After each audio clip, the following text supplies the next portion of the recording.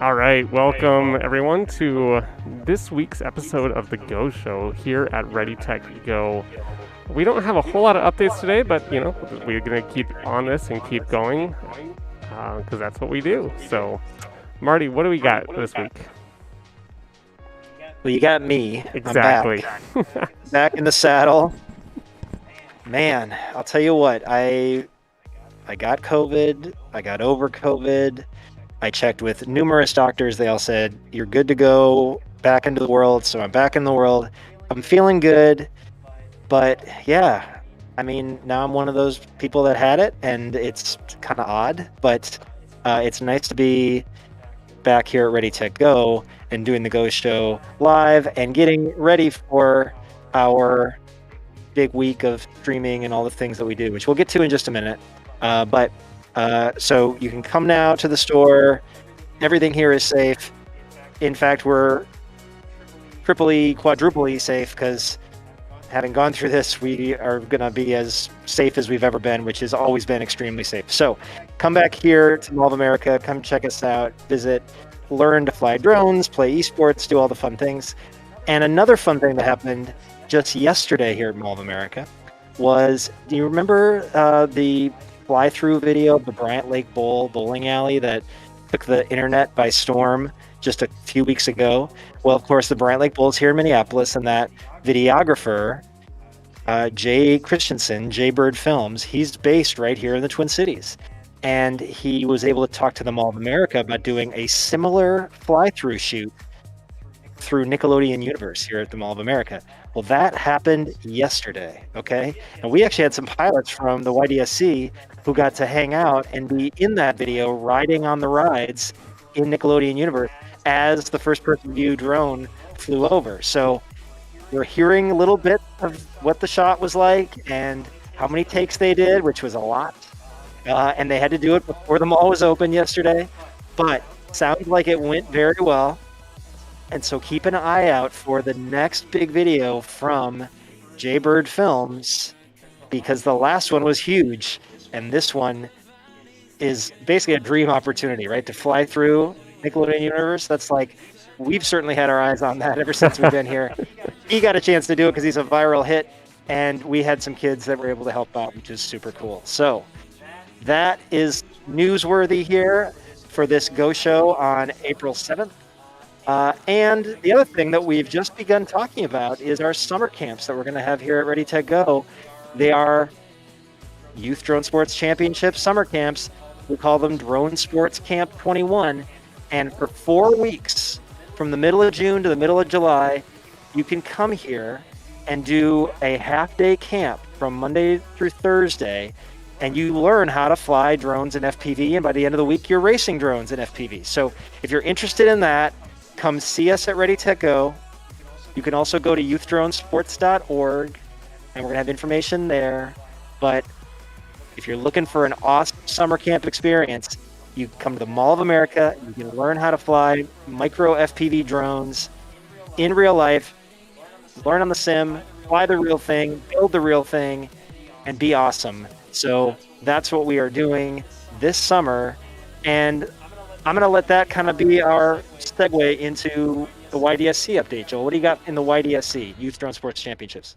Yep. Well, a lot of things are happening behind the scenes, as always, with stuff we're working on. But we ended Microtrack Smash number 2 on Sunday night. But I have not run the convergence of the leaderboard positioning into the ladders yet. The reason for that is that there was an entry that didn't process correctly on the back end, and I wanted to get some tooling on my side of things to be able to go back through and clean it up, and then get that put those results put onto the team and then merge in the ladder. So we're waiting on that. That's on me. I plan on having that done tomorrow and getting those updated on the ladder. So look for an updated results of ladder standings later on. I'm going to turn you down. I keep hearing myself. Let's see if that changes anything. It helps a little bit. So look for that update on Thursday or Friday. And then Microtrack Smash number 3 is in progress right now. Again, that is just Microtrack Smash number 2, but backwards, just in reverse. So all you got to do is take that timing gate, detach it from the two sides of Microtrack Smash number 2, do a 180 spin on that timing gate and reconnect it, and then you just fly it in reverse. You can go ahead and look at the details document on Google to see the route, just to make sure that you're doing it right, but you should be able to figure that out. And I think that some people have started posting times. I'll make sure that Viper or Happy or Boomer flies it here, and we'll have a video up in the app so you can quickly review that if you're missing out on the line. Again, you can watch all those DVR in the app for anyone who has posted a time. That's all available for you to see. So that ends on... Well, Microtrack Smash number 3 is going to end on April 19th. Again, that is a Sunday night. We are extending all deadlines through the weekends to make sure that you have as much time to get those times down. Now, that said, there have been some teams that are still slowly coming on board for the season, and we know it's like, a month or two in now, but that's fine. There's no wrong time to start drone racing, because you got to start sometime, and you got to start, when you can.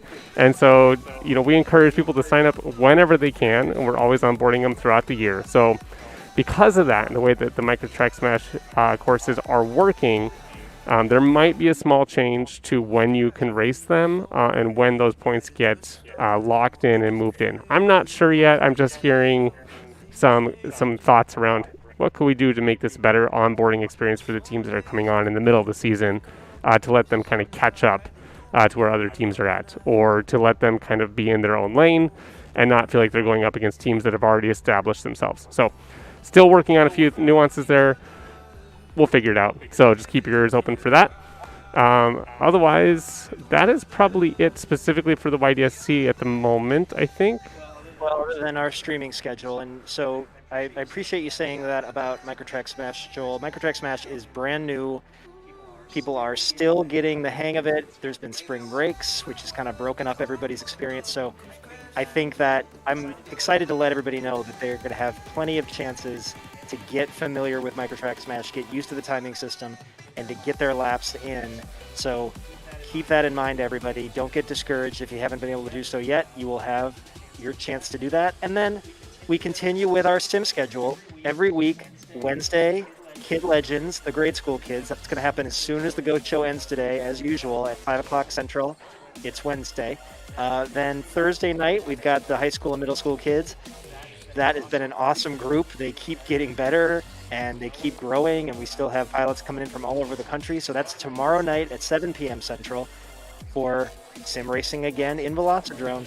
And then on Friday, we've been racing with the college kids, and because the Collegiate Drone Racing Championship is coming up in the simulator a week from Friday, we're going to do a tune-up race with 5-inch racing. So not the micros that we normally fly with the YDSC kids.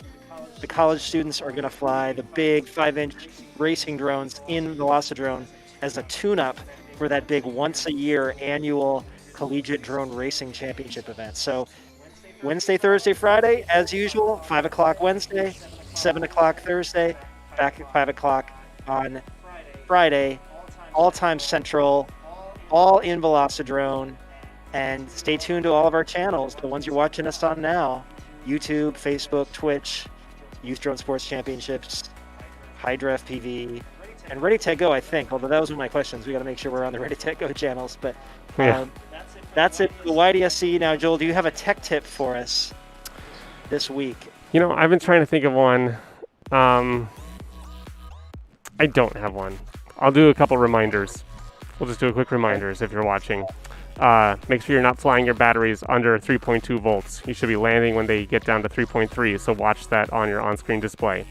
When you're doing micro track smash, make sure that QR code is big front and center in that camera, and that on-screen elements are not overlapping it and making the QR code unreadable. So make sure it's big and bold, and make sure it's also in the first 20 seconds. If you sit there with it recording for too long, and you only get the QR code after 20 seconds, the system might miss it. So make sure that you're always just starting it and going straight to the QR code. If you're running brushed motors, don't overuse your turtle mode. Again, you probably shouldn't be using turtle mode too much right now, unless you're doing heads-up racing. Otherwise, just go and flip it over and have someone else, flip it up. Especially on micro track smash. If you're flipping on a micro track smash lap, that lap is basically going to break any sort of sequencing that you're looking for a run of 3 or a run of 5. So just look at that as a reset lap and get yourself set up. Have a marshal flip you over. The reason I point that out is we had another kid, or Boomer, I'll call him out. He burned up another set of motors because he's been using turtle mode on them. Now this is one of his originals, but the turtle mode is pushing those brushed motors in appropriate ways. If you're flying a brushless quad, go ahead, use turtle to your heart's content. It isn't going to damage those motors. To clarify, marshalling is allowed on microtrack smash. You're not going to get a great time on that lap if you have to get marshaled. So Go ahead and marshal just to get back up in the air. Don't worry about turtle mode because it will grind out your motors, right? Yep, that's right. Otherwise, if you have problems with there is one thing that we've learned about the flight control software on these new BeeBrain Pros. You are running what we call Beta Flight, which is the firmware that runs on the flight controller. Brian has been tinkering with some settings to try to make it fly better. That's like the always endless goal with drones, is trying to make it fly better and fit your playstyle better. And I know that he's had some success in the last couple days. I know I've put a few of your quads on Emu Flight as tests to kind of see how you reacted to that different kind of style and if it was something we wanted to pursue. I'm still going back and forth between the two on whether we're going to pursue Emu Flight and getting a version of that out for everyone, or if we're going to go back to Beta Flight or stay with Beta Flight and just work on a tune there. So Brian and I are working on things, but if you're looking for ways to improve the flight quality of your BeeBrain Pro, reach out to us and we'll see what we can do. Maybe, best way to do that is arguably to come into RdyTechGo and let us sit down and work with you and make some tunes here on the computers when we have it, and let you guys fly it on the course and make some adjustments in real time. So we'll stop the tech tips there. Dickens. A little bit of a battle on the flight control software. Yeah, Emu Flight versus Beta Flight is kind of, Brian and I like to butt heads over this. So difference of opinions. So we're trying to see which one can win out here. One last note, and then we'll shut down the stream and get ready for Kid Legends coming up. There are still tickets available to the Whoop Wars in Denver in Memorial Day weekend. That is going to be a massive event with some of the best pilots in the world showing up. So if you're tuning in from wherever, you're not a part of the YDSC, whatever, make sure you go check them out. They still have, I think, about 25 to 30 tickets left out of 96. Gives you an idea of how many people are showing up for that. Tons of prizes from the top down. You do not have to be the fastest to cash out and make some money. You can be the 16th from the bottom, and you can still get some money to take home and pay your way there. So to go check it out, it's going to be an incredible time on arguably one of the best courses in the world for microquads. So super excited about that one. That's awesome. And I do want to call out really quick, look at Joel and I today, both rocking beta.mn, where I noticed that. Hydra FPV is a proud beta.mn company, and we won the beta showcase back in whatever that was, 2019. So representing beta here on the Go Show. We are live from RdyTechGo at the Mall of America. Come check us out, 3rd floor, North End. As soon as we cut this show, we are going live with the Kid Legends. Those are the elementary school pilots in the YDSC. Remember, go to youthdronesports.org if you're interested in getting your child of any age into FPV drone racing. They learn a ton about how to build drones, how to maintain drones, and how to fly drones. All valuable skills. starting with elementary school kids. We're super excited about that. So stick around. We'll be right back with that. Then tomorrow night with the high school and middle school kids, and Friday with the college kids. That is it for the Go Show this week. Thanks for watching, everybody. Yep. See you guys in a couple minutes.